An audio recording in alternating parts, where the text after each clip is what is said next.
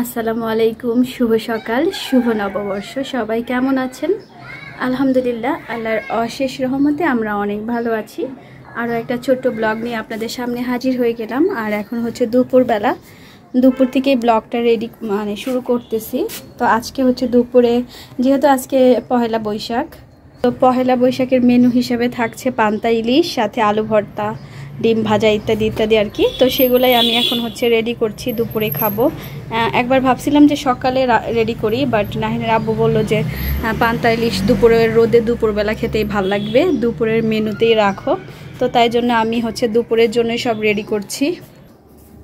আর এটা হচ্ছে পানির র্যাকটা। এতদিন আমার হচ্ছে ফিল্টারটা ছিল একটা টিটিবিলের উপরে, তো আজকে এইটা কিনছি পানির র্যাকটা RFL থেকে। পান্তা ইলিশ হচ্ছে আমি আর নাহিনের বাবাই খাবো, তো তাই জন্য এখানে হচ্ছে মাথা আর লেজাটা আমি হচ্ছে জাল করে নিচ্ছি, কারণ জাল করা ইলিশ আমার খেতে ভীষণ ভালো লাগে। আর এখন যেহেতু ইলিশের অনেক দাম, ছোট একটা ইলিশ আনা হয়েছে, বড় ইলিশ আনতে পারি নাই, অনেক বেশি দাম।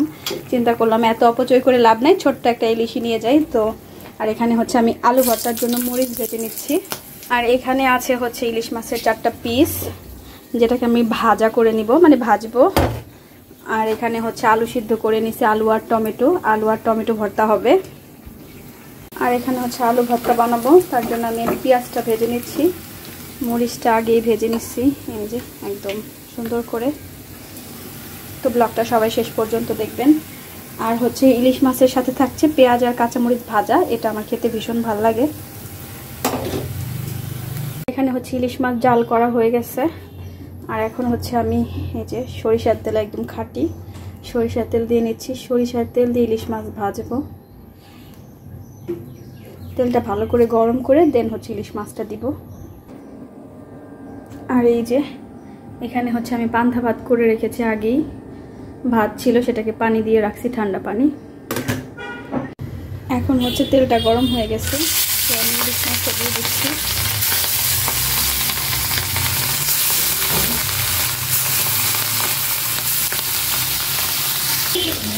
তো এই যে ইলিশ মাছ ভাজা করে নিচ্ছি, সাথে হচ্ছে পেঁয়াজ মরিচও ভাজা করব। ও হ্যাঁ, সাথে কিন্তু ডিম ভাজাও থাকবে। আর সরিষার তেল দিয়ে ভাজতেছি ইলিশ মাছগুলো।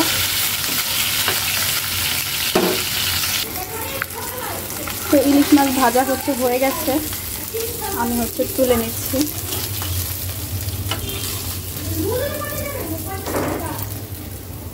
হচ্ছে ইলিশ মাছ ভাজার ফাইনাল লুক। আর ইলিশ মাছ ভাজার সাথে আমি একটু হচ্ছে পেঁয়াজ আর কাঁচামরিচ ভেজে নিচ্ছি। আর এই যে এখানে ইলিশ মাছ ভাজা হয়ে গেছে।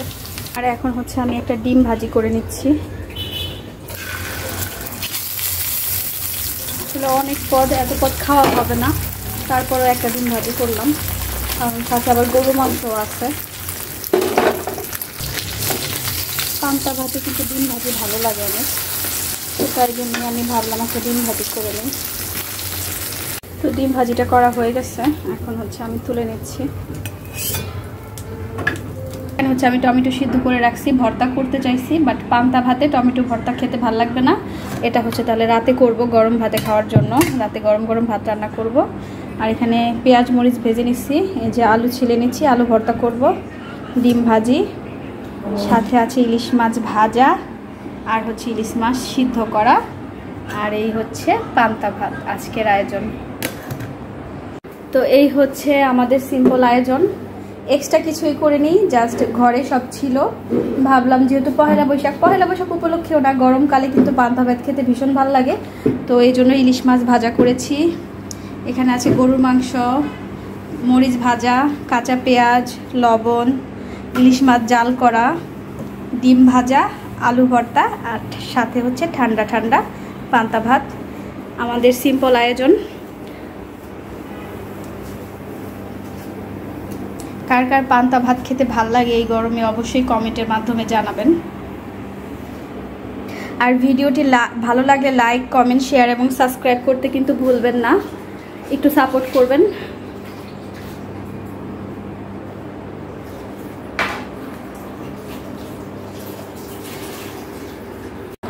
তো এখন হচ্ছে আমরা খাচ্ছি পান্তা ইলিশ।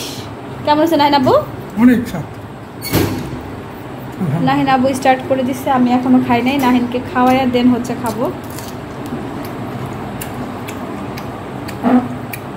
একটু মাছটা ভাঙেন, মাছটা কেমন?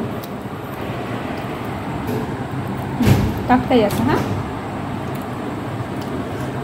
তো ভিডিও ভালো লাগলে লাইক, কমেন্ট, শেয়ার এবং সাবস্ক্রাইব করে চ্যানেলের পাশে থাকবেন। আজকে আর ভিডিওটা বড় করছি না, সবাই অনেক অনেক ভালো থাকবেন। আল্লাহ হাফেজ।